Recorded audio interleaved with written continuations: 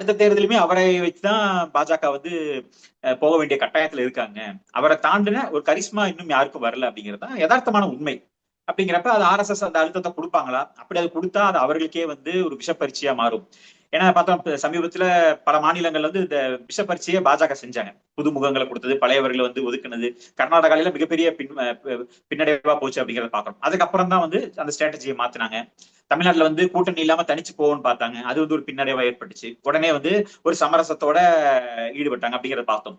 அந்த சில சமரசங்கள் வெற்றி, இப்ப ஒரு தோல்வி ஏற்படுதுன்னா அந்த தோல்விக்கான காரணத்தை, அந்த படிப்பனையை கத்துக்கிட்டு அந்த சமரசத்தை செய்யும் பொழுதுதான் வெற்றி அடைய முடியும் அப்படிங்கிறத பாஜக நன்கு உணர்ந்திருக்கிறாங்க. அப்ப 75 வயதுல ரிட்டையர் ஆகியே தீரணும் அப்படிங்கிற அந்த கொள்கை பிடிப்பை கொண்டு போனா அது பின்னடைவை ஏற்படுத்தும்னா அந்த இடத்துல சமரசத்தை ஈடுபடும் பாஜக.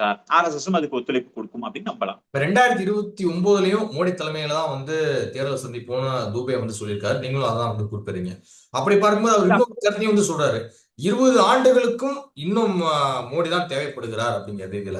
அப்ப பாஜக மோடிக்கு அடுத்து ஒரு ஆல்டர்னேட்டிவா வேற ஒரு தலைமை எதுவும் வச்சிருக்கா, இல்ல இன்னும் உருவாக்கல?